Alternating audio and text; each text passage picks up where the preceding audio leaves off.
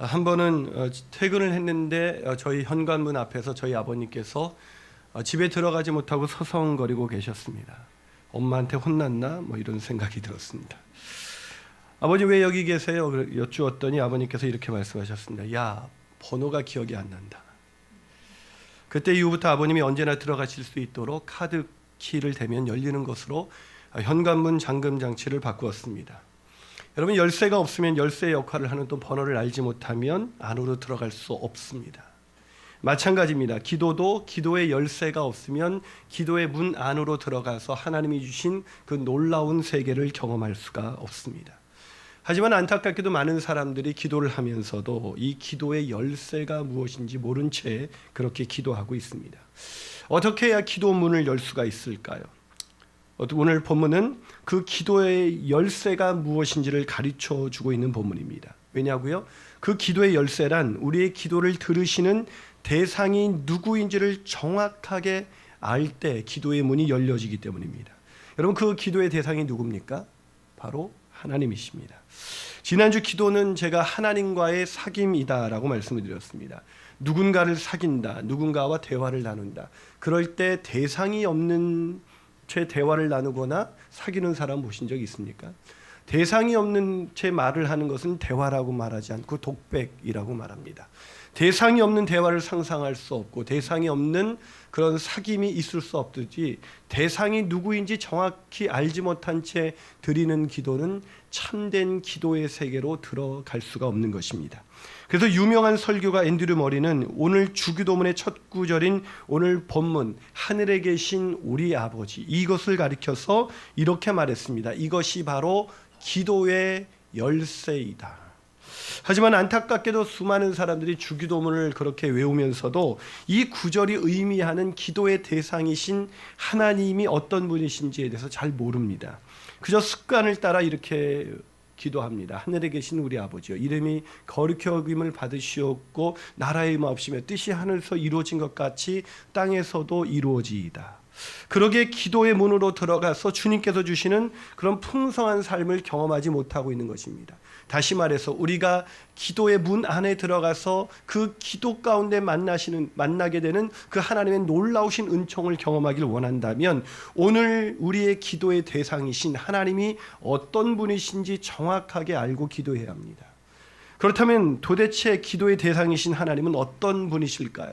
첫 번째로 하나님은 하늘에 계신 분이라고 예수님은 가르쳐 주셨습니다. 하나님이 어떤 분이시라고요? 하늘에 계신 분이시다. 여러분, 수많은 설교가들에게 영향력을 끼친 설교가들의 설교가가 있습니다. 바로 그분은 워렌 위얼스비라는 분입니다. 이분이 하늘에서 이룬 것 같이 땅에서도 라는 책에서 오늘 본문을 해석하면서 이렇게 말합니다. 땅에 있는 우리가 하늘에 계신 하나님께 아랠 수 있다는 것은 놀라운 일이다. 여전히 안 놀라시네요. 하여튼 우리 교인들은 워낙 담대하셔서 웬만한 얘기 해가지고는 반응이 없어요. 여러분, 느낌이 잘 안 오시는데 생각해 보세요. 만약에 한 나라의 통치자가 여러분과 매일 대화를 나누기를 원한다면, 그렇게 요청이 왔다면 여러분 안 놀라시겠습니까? 그래도 안 놀라시는 편이네. 제가 분당 수지 지구촌 교회에서 섬길 때였습니다. 대형 교회다 보니 사람들이 담임 목사님과 만나는 것이 쉬운 일이 아니었습니다. 성도들이 한 2만 명 되니까요. 그래서 담임 목사님만 만나기 힘든 것이 아니라 저 같은 사람도 만나기가 쉽지 않았습니다. 거의 믿을 수 없다는 표정이신데, 제가 맡고 있는 학생들이 6천 명이 넘었습니다.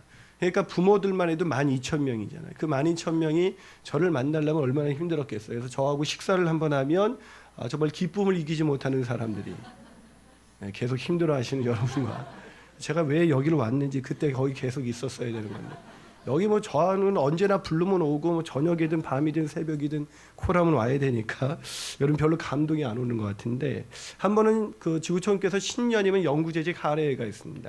할애를 하는데 저마다 이제 자신이 이 목사님과 얼마나 깊은 관계에 있는가를 자랑하기 시작했습니다. 자기를 소개하면서 이동원 목사님과의 인연을 말하기 시작하는 거예요. 그래서 어떤 분이 일어서서 이렇게 말씀하셨습니다. 제 자식을 이동원 목사님이 주례해 주셨습니다.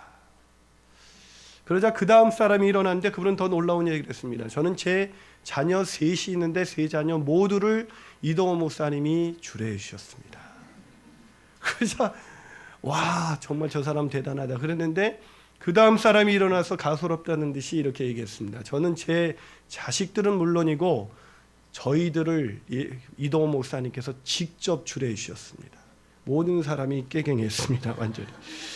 여러분, 존경하는 목사님으로부터 주례를 받을 수 있다. 참 축복된 일이죠. 여러분, 만약 우리 중에 누군가가 한경진 목사님이나 손양호 목사님 같은 분에게 주례를 받았다.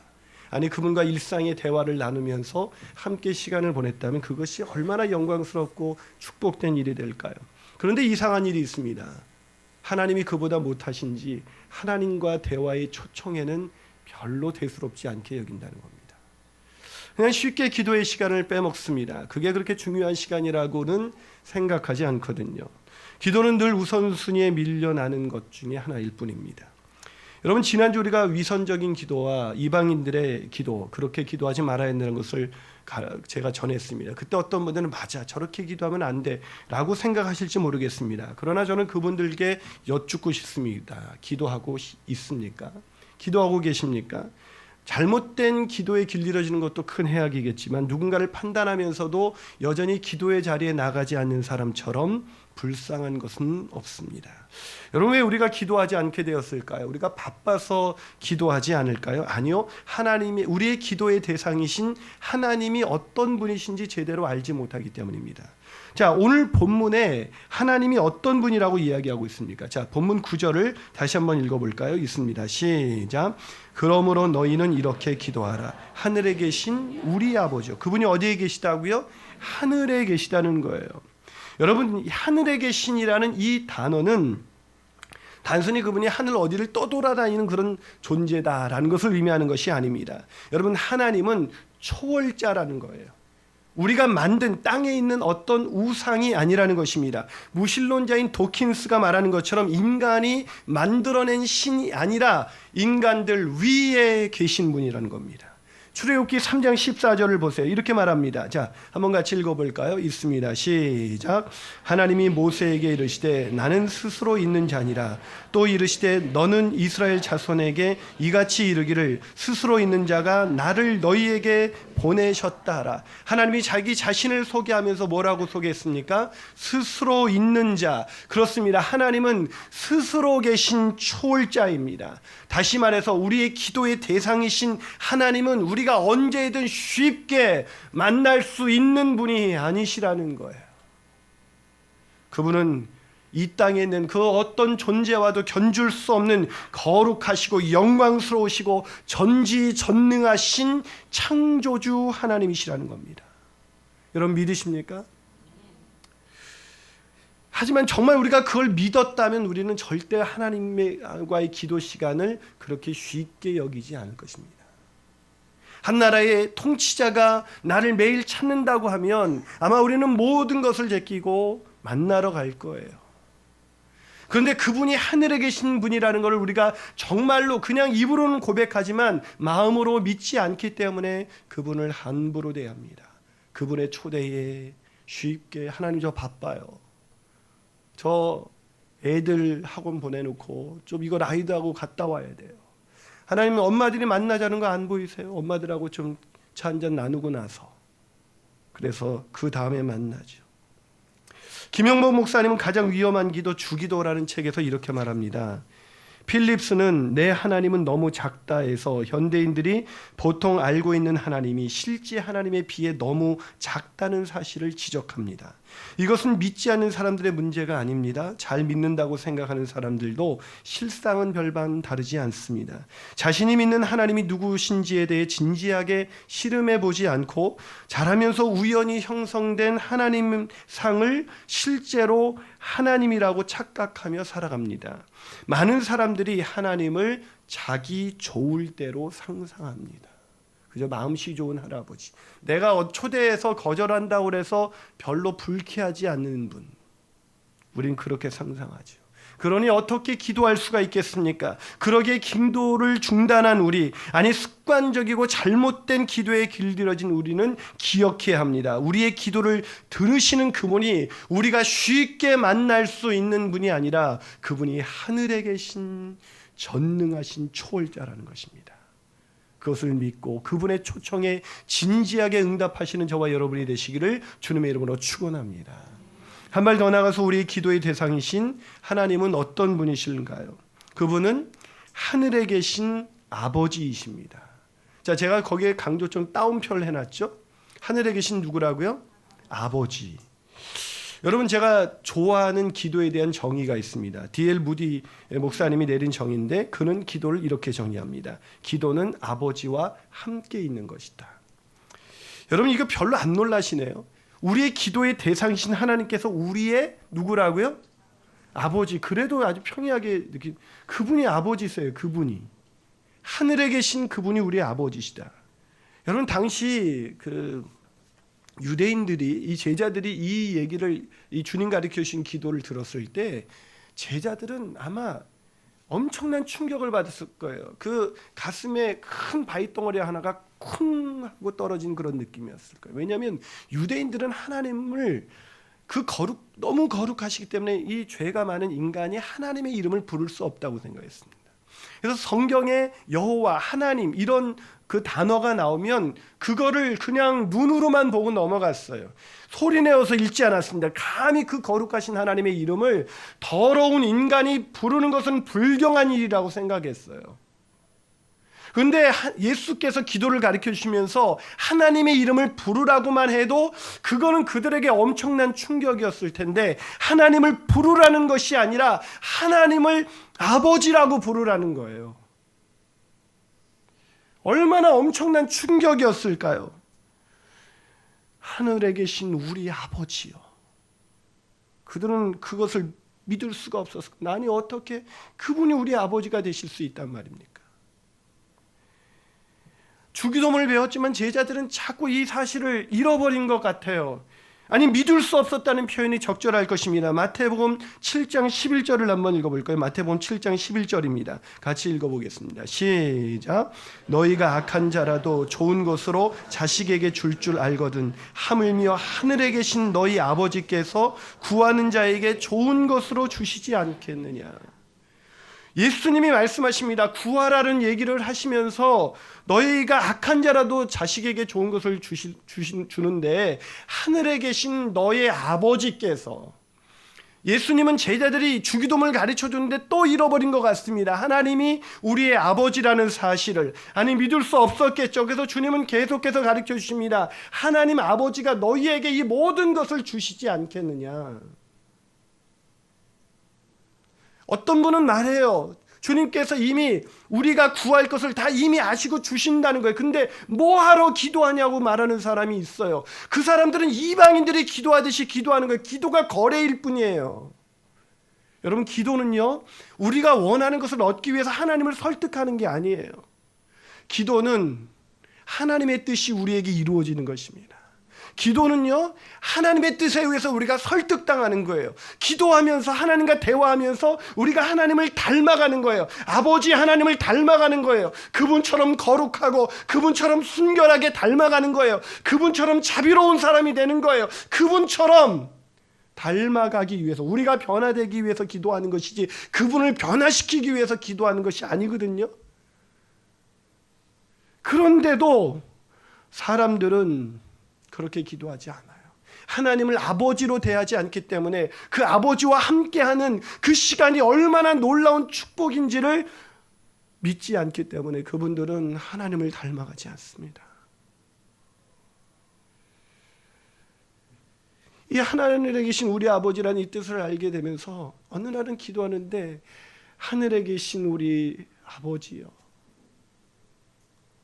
이 아버지라는 단어를 예수님이 즐겨 쓰던 단어는 아바라는 단어인데, 아빠라는 단어예요.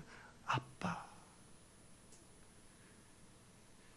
여러분이 자녀들과 늘 아빠 하고 달려올 때마다 여러분 뭐 일을 하다가도 왜 하고 그렇게 응대하는 것처럼, 하나님이 우리가 하나님 아빠라고 부를 때마다 그 아빠 되신 하나님께서 우리와 마주 앉아서 이야기를 하신다. 하늘에 계신 그 전능하신 하나님께서 우리와 마주하고 앉아서 이야기를 나누신다. 얼마나 엄청난 축복일까요? 아무리 사는 게 힘들고 고단하고 어려워도 내 아버지가 어떤 분이신지 그 사랑의 아버지를 만나는 순간 우리의 마음이 눈 녹듯 사라지지 않을까요? 그런데 그렇게 수도 없이 기도를 하면서도 한 번도 그분이 우리 아버지라는 걸 믿고 그분의 이름을 불러본 적이 없기에 불러도 대답 없는 이름처럼 그저 구하는 것에 매몰되어서 왜 안 주십니까? 이게 우리의 기도의 모습이에요. 하나님이 우리 아버지십니다. 그것을 믿으시기를 축복합니다. 그 아버지 때문에 기죽지 말고 아무리 힘들고 어려워도 우리가 부르는 순간 나와 함께 하시고 나의 모든 것을 공급하시는 하나님 아버지와 동행하시는 저와 여러분이 되시기를 주님의 이름으로 축원합니다. 마지막으로 우리의 기도의 대상이신 하나님은 어떤 분이실까요? 그분은 하늘에 계신 우리 아버지이십니다. 제가 이번에 뭘 강조하고 있죠? 우리 아버지. 아시는 것처럼 저는 자녀가 둘이 있죠. 하나는 딸이고 하나는 기집애고 이렇게 둘이 있습니다. 근데 이 아이가 이제 세은이와 세진이가 이렇게 많이 커서 참 볼 때마다 감사해요. 근데 처음에 세은이가 태어났을 때 많은 사람들이 저를 닮았다고 했습니다. 어쩜 그렇게 닮았냐 이런 얘기 많이 들었습니다.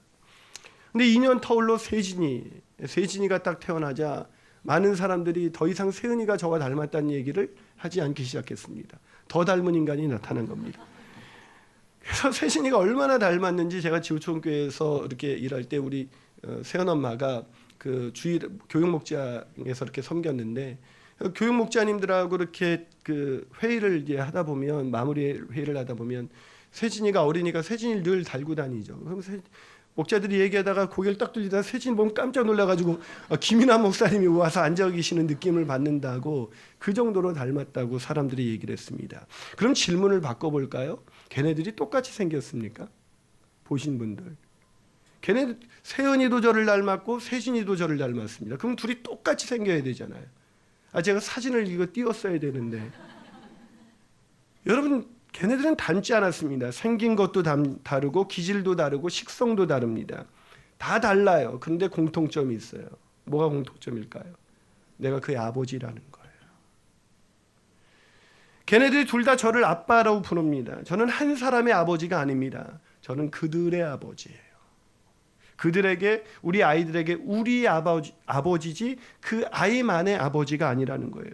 예수께서 제자들에게 기도를 가르쳐 주실 때 이 부분이 얼마나 중요했는지 이 부분을 가르치기 시작했어요. 자, 오늘 본문 9절을 다시 한번 읽어볼까요? 자, 있습니다. 시작.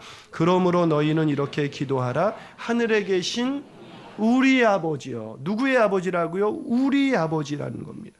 베드로나 요한만의 아버지가 아니에요. 하나님은 그들의 아버지입니다. 이게 무슨 말이냐면 주님이 가르쳐 주신 기도는 개인주의적인 그런 기도가 아니라는 거예요. 이방인의 기도는 자신의 소원, 자신의 욕망, 자신의 욕구만을 위해서 기도하지만 기독교인들의 기도는 우리의 기도입니다. 내 욕심, 내가 아무리 내 기도가 응답됐어도 만족할 수 없고 내 마음이 그렇게 기쁘지 않은 게 기독교인들의 기도예요. 이 우리라는 단어가 얼마나 중요했었는지 예수님께서 주기도문을 가르쳐 주시면서 이렇게 말합니다. 제가 주기도문을 한번 읽어볼게요. 여러분 한번 우리라는 단어를 찾으면서 따라와 보세요. 그러므로 너희는 이렇게 기도하라. 하늘에 계신 우리 아버지여, 이름이 거룩히 여김을 받으시오며 나라가 임하옵시며 뜻이 하늘에서 이루어진 것 같이 땅에서도 이루어지이다. 오늘 우리에게 일용할 양식을 주옵시고 우리가 우리에게 죄 지은 자를 사하여 준 것 같이 우리 죄를 사하여 주시옵고 우리를 시험에 들게 하지 마시옵고 다만 악에서 구하옵소서. 나라와 권세와 영광이 아버지께 영원히 싸움나이다. 아멘. 몇 번이 있어요? 근데 이게 헬라어 원전을 보면 9번이에요. 주기도문은 우리라는 말로 도배되어 있어요. 다시 말해서 주님은 이 주기도문을 통해서 가장 강조하고 싶었던 건 뭐냐면 그분이 우리의 소원을 들어주신다. 네 욕구를 충족해 주신다. 이게 아니라 예수님이 가르쳐주고 싶었던 거는 공동체였습니다. 우리의 아버지라는 거예요. 너희의 개인적인 이기적인 너희 가정, 너희 자식, 너희 남편만 다 잘 되면 문제 없는 것이 아니라 적어도 크리스찬이라면 기도할 때 우리의 아버지 앞에 나와서 기도해야 된다는 거예요. 우리라는 공동체. 여러분, 기도를 확장해 보세요. 우리를 확장해 보세요. 우리 가족, 우리 목장, 우리 교회 확장하면 확장할수록 하늘에 계신 우리 아버지여 이름을 거룩히 여김을 받으시오며 나라가 임하옵시며 뜻이 하늘에서 이루어진 것 같이 땅에서도 이루어지이다. 오늘 우리에게 일용할 양식을 주시옵고 할 때 이 단어에서 더 이상 넘어갈 수 없을 거예요. 죽어가는 영혼이 있거든요. 여러분, 기아 대책본부에서 그 영상을 보면요, 내가 밥 먹고 있는 게 미안해져요. 내가 지금 제대로 밥을 그렇게 아무렇지도 않게 먹는다는 게 내가 과연 올바른 건지. 여러분, 만약에 여러분의 형제 중에 누군가가 지금 굶어 죽어가고 있다면 그것 아무렇지도 않게 밥을 넘길 수 있는 사람이 있을 수 있을까요? 오늘날 왜 기독교가 영향력을 잃어버렸습니까? 그것은 우리라는 단어를 잃어버렸기 때문이에요. 교회도 그래요. 우리 교회, 우리 목장밖에 몰라요. 우리 식구밖에 몰라요. 그건 교회가 아니에요. 교회는 우리라는 단어를 온 세계에 확장할 때까지, 그걸 위해서, 그래서 주기도문 매번 기도할 때마다 이 우리의 의미가 달라지는 거예요. 하늘에 계신 우리 아버지요, 이럴 때 아직도 우리 가운데 들어오지 못한 잃어버린 사람이 있어요. 아직도 굶어 죽어가는 사람이 있고 아직도 고통 가운데 있는 사람이 있어요. 그래서 그 우리 아버지요 할 때 그 한마디 때문에라도 우리의 마음이 메어지고 힘들고, 그게 기도예요. 김영종 목사님께서 한국교회가 잃어버린 주기도문이라는 책에서 이렇게 말합니다. 주님께서 우리에게 가르치신 기도는 공동체적입니다. 하나님을 아버지라고 부르게 된 하나님 나라 백성, 하나님이 부르신 우리의 형제 자매들, 그 사람들을 마음속에 품고 드리는 기도입니다. 그렇습니다. 주님이 가르치신 이 기도는 내 소원, 내 가족, 내 직장, 내 그것만을 위해서 기도하는 그런 기도가 아닙니다. 주님이 가르친 기도, 그것은 그 기도를 통해서 또 다른 하나님의 자녀, 그 자녀를 마음속에 품고 드리는 기도이어야 하는 것입니다. 교회 공동체를 품고 기도하는 기도이어야 하는 것입니다. 아니, 그 공동체가 함께 모여 기도하는 자리에 나오지 않는다면 그 사람들은 주님이 가르쳐주신 기도를 단 한 번도 드려본 적이 없는 거예요. 사랑하는 여러분, 저는 우리의 아버지께 기도하는 저와 여러분이 되었으면 좋겠습니다. 목회자들의 영적인 스승인 브레넌 매닝이라는 분이 쓴 책이 있습니다. 바로 아바의 자녀라는 책입니다. 거기서 이 브레넌 매닝은 수년 전 플로리다의 클리어 워터의 한 교회에서 부흥회를 인도했던 경험을 들려줍니다. 부흥회가 끝난 그 다음날 아침, 그 교회 목사님이 아침 식사를 초대해줘서 방문했는데, 거기 가보니까 접시에 쪽지 하나가 놓여져 있는 거예요. 그 쪽지는 이렇게 쓰여져 있었습니다. 블레넌, 여태 83년을 살도록 이런 경험은 처음입니다. 우리 세인트 세실리아 교회에서 일주일간 부흥회를 인도하면서 당신은 매일 밤 참석하는 사람들은 삶이 변화될 것이라고 약속을 했습니다. 제 삶이 변화되었습니다. 지난주만 해도 저는 죽음을 생각하며 겁에 질려 있었지만 오늘 밤에는 아바의 집에서 향수를 느낍니다. 그러면서 브레넌 매닝은 이렇게 말합니다. 내가 예수 그리스도로부터 받은 최고의 선물은 아바의 체험이다. 하나님을 아빠로 만나게 된 체험. 그것이 바로 예수 그리스도로부터 받은 가장 놀라운 선물이었다고 고백합니다. 사랑하는 여러분, 혹시 오늘 우리가 이렇게 아무렇지도 않게 예배드리고 있는 것 같지만 누군가는 지난 일주일이 참 힘겨웠을 겁니다. 그것이 경제적인 문제일 수도 있고 관계적인 문제일 수도 있고 또 누구도 이해할 수 없는 그런 고통의 문제일 수도 있습니다. 그런 분들과 함께 오늘 우리는 예배를 드리고 있습니다. 예배를 드렸다가 조용히 사라지는 사람들, 그런 사람들로 가득해 있는 한국교회. 한국교회는 더 이상 이렇게 기도할 수 없게 되었습니다. 하늘에 계신 우리 아버지요, 어디까지 생각나십니까? 어디까지 얼굴이 떠오르십니까? 그리고 그 얼굴 중에는 내가 오늘 이렇게 마음 편히 웃을 수 없게 하는 누군가의 상처와 아픔은 있지 않습니까? 하늘에 계신 그분이 우리의 아버지가 되셨습니다. 그 아버지께 기도하는 이 특권을 우리가 결코 놓지 않게 되기를 주님의 이름으로 축원합니다. 기도하시겠습니다.